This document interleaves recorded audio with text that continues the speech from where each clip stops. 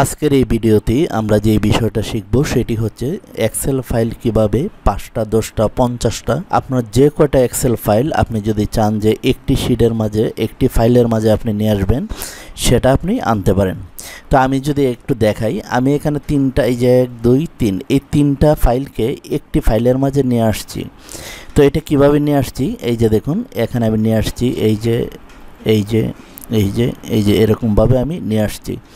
তো আপনি যদি নিতে চান তো হয়তো আপনি একটি একটি করে কপি করে আপনি একটি এক্সেল ফাইলের মাঝে আপনি নেবেন, কিন্তু 1500 যত বেশি থাকে এরকম কিছু ফর্মুলাও থাকে যেগুলো কপি করা সমস্যা হয়ে দাঁড়ায় অনেকের জন্য, আবার অনেকেই পারি। তো আজকের ভিডিওতে আমরা দেখব আপনি আপনার যে কয়টা ফাইল খুশি আপনি সব কয়টাকে একটি ফাইলের মাঝে আপনি কিভাবে নিয়ে আসতে পারেন, তো সেটাই আমি দেখাবো। তো এখানে দেখুন এই যে তিনটা ফাইল রয়েছে, এই তিনটা ফাইল আমি একটা শীটের মাঝে আমি নিয়ে আসবো। তো প্রথমেই আমি যে কাজটি করব, আমি এখান থেকে এটা আমি ডিলিট করে দিব, দিয়ে আমি এই তিনটা নিয়ে আসবো, নতুন একটি এক্সেল শীট আমি ওপেন করব। তো এখানে ওপেন করার পর এরকম একটা ইন্টারফেস চলে আসবে। তো আমি চাচ্ছি যে এখানে দেখুন আমার এই যে শীটটা ওপেন করেছি একদম নতুন, এখানে কোনো কিছুই নেই।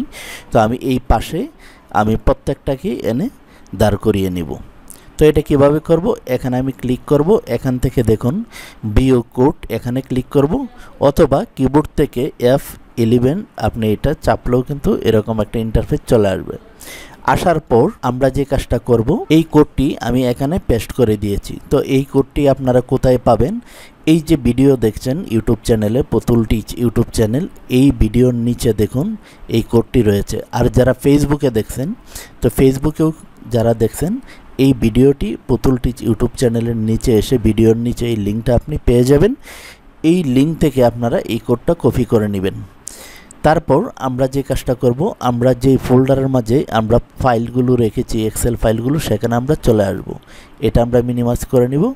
এই যে দেখুন আমি একটা নিউ ফোল্ডারের মাঝে, আপনি প্রথমে করবেন কি, আপনি যে কোনো একটি ফোল্ডার তৈরি করে সেখানে আপনি সবকটা যেই এক্সেল শিটগুলো আপনি নিতে চান সেগুলো আপনি প্রথমে নিয়ে নেবেন। আমি এখানে দেখুন নিউ 5 লিখে ফোল্ডারটা, এই যে এই তিনটা আমি এখানে রেখেছি, এই তিনটা একটা ফোল্ডারে রেখে তারপর আমরা যে কাজটা করব, এই যে এখানে সার্চ বার রয়েছে এখানে আমরা ক্লিক করব। ক্লিক করলে এখানে দেখুন একটা লিঙ্ক এখানে তৈরি হয়ে গিয়েছে। তখন আমরা মাউস দিয়ে এই লিঙ্কটা, এই যে এখানে যে লিঙ্কটা রয়েছে এটা আমরা কপি করে নেব। এই সম্পূর্ণটা কপি করে নেওয়ার পর আমরা এক্সেল শিটে আমরা চলে আসব। এই যে এখানে